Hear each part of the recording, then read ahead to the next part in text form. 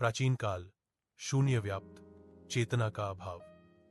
पर शब्दों में अर्थ नहीं था, संगीत था पर सुर नहीं थे, ज्ञान था पर दिशा नहीं थी। तब देवताओं ने ब्रह्मा जी से प्रार्थना की, हे सृष्टिकर्ता, यह संसार बिना ज्ञान के अंधकारमय है, इसे प्रकाश की आवश्यकता है। ब्रह्मा जी गहन ध्यान में लीन हो गए। उनके हृदय से एक दिव्य प्रकाश प्रकट हुआ, जिसने एक सुंदर, शांत और तेजस्वी देवी का रूप धारण किया। उनके हाथों में वीणा थी, मुख पर सौम्यता थी, नेत्रों में करुणा और वाणी में अमृत। वही थीं भगवान शरणस्पति, जिन्हें आज हम मां सरस्वती के नाम से जानते हैं। ज्ञान, विद्या, संगीत और बुद्धि की अधिष्ठात्री देवी। जब मां शरणस्पति ने अपनी वीणा के तार छेड़े तो पहली बार सृष्टि में स्वर उत्पन्न हुए।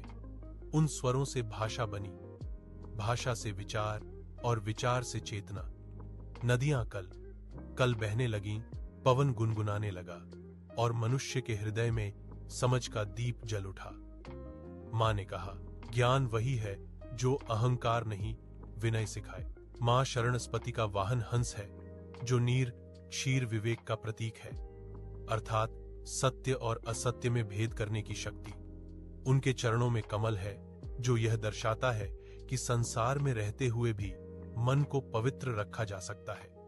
पास में मोर है, जो कला और सौंदर्य का प्रतीक है, और वीणा, जो जीवन के संतुलन का संदेश देती है। एक समय की बात है, एक राजा था, अत्यंत पराक्रमी परंतु अहंकारी। उसे अपने बल और धन पर गर्व था। उसने विद्वानों का अपमान करना शुरू कर दिया और कहा, ज्ञान से क्या होता है, शक्ति ही सब कुछ है। मां शरणस्पति को यह देखकर दुहक